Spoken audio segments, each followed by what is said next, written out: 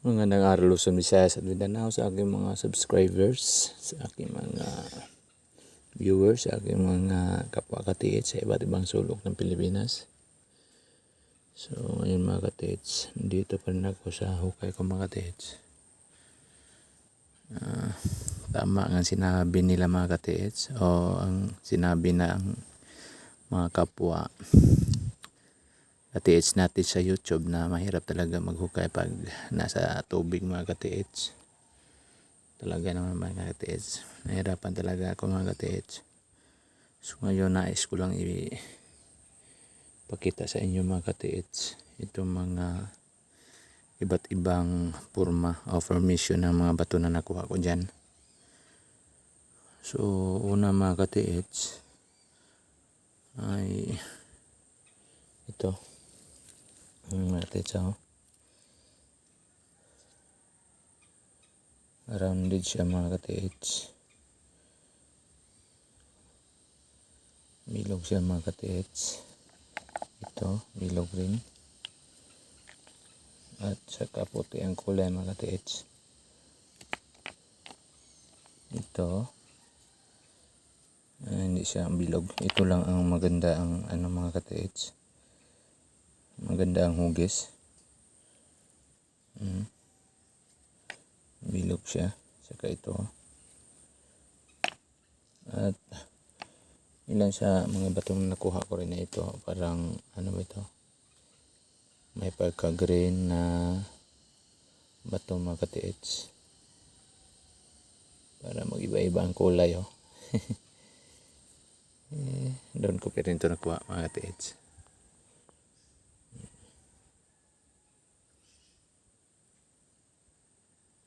May pagka-green siya mga katiits. Ano kaya ang ibig sabihin nito mga katiits?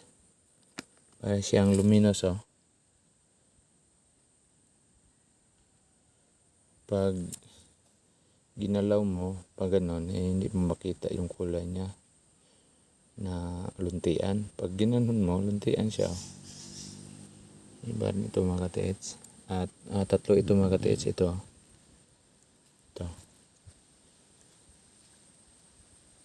Para siyang ano ba ito, heart. Parang siya ang heart na pag itagilid mo ay mawala yung kanyang kulay na luntian o green. Pag ganun mo, green siya. Pag ganun mo, mawala. So, maganda. Iwan ko. Parang ano to, siminto. Hindi naman siya matigas mga katiits. Yung green siya. Saka ito. Parang green siya mga katiits.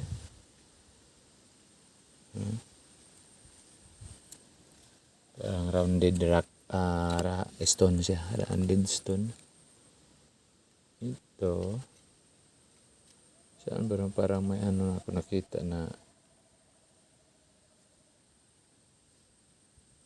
parang shell ito. Parang may clamshell na lumikit to. Ito. Ayun. Saka ito pa nakuha ko. Para siyang heart or diamond.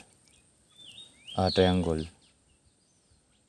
Para siyang triangle mga katiits.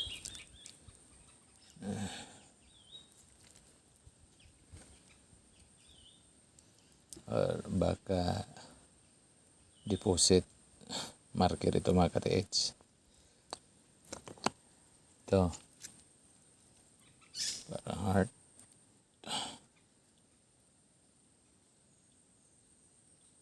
Para siyang heart mga katiits.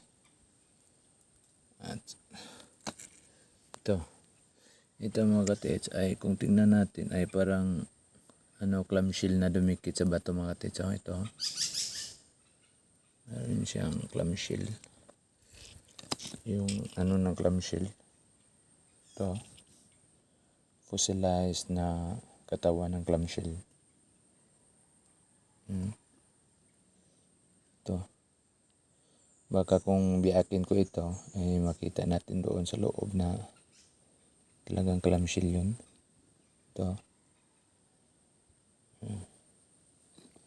So, ilan lang ito sa nakuha ko ito. Hindi naman maganda ang pagkagawa, pero para siyang parang kapurma sa sa paa. Ano to? Ba to? Pero hindi masyadong maganda mga katets. Ito.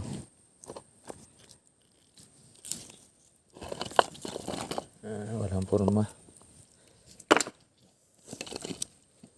Ito, medyo may pagka-flat. Kuha ka rin ito doon, sa ilalim doon. Saka ito, medyo may pagka-hard pero parang hindi hindi sinadya. Hindi masyadong maganda. Ito mga katets, ito ano bato na to. Ito ang mayroong palatandaan mga katets. Nasa ilalim nito ay parang si hiniwa mga katets. Ito. Mga katets, tingnan nyo. Talagang hiniwa siya mga katets. Alim yan. Parang letter C siya. At ito ay nakaharap sa gilid ng bato na to. Doon pa rin ito sa ilalim ng heart na binuwal ko mga katets.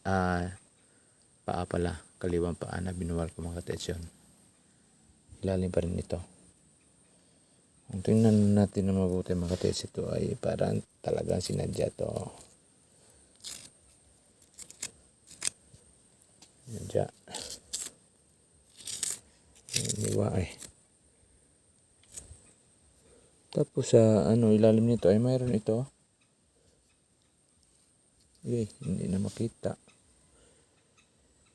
Kakaiba yung kakaiba yung ito. Mayroon pa dito. Parang letter C. Ito. Pero, yan, letter C pa rin yun. Parang nakasi. Pero ang pinakamaganda talaga mga katets sa ito. Ito. Mayroon siyang guhit o islas ba ito? At ito ay parang may pointer ito. Pointer siya. Ito, pointer. At ang pointer na ito mga ka-TH, ito ay nagkapuntarya dyan sa gilid sa batong ito. Ito mga ka-TH, natamaan siya. Yung itong bato na to ay natamaan ito. So nabasag siya. Parang mga ka-TH, blue-green. No?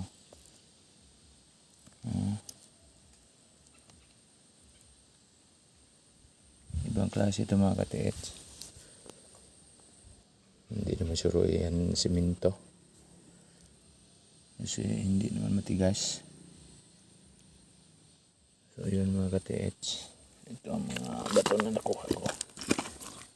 Ito lang talaga mga ka-TH. Parang bunganga mga ka-TH. Parang bunganga nga letter C. Pwede ding letter C, letter D. Iwan ko lang mga ka-TH. At ito ay maraming mga guhit-guhit na bato na to. Hindi lang siguro, hindi lang klaro. Ito, para siyang may mga guhit-guhit. Pero ito talaga mga ka-TH ay kaiba ito. Parang letter C, para ding letter D. At saka may pointer. Ito. Pointer to. Pointer yan mga ka-TH. Patungo. Diyan sa ilalim niyan sa gilid. Gilid ng batong ito, malaking bato mga ka-TH.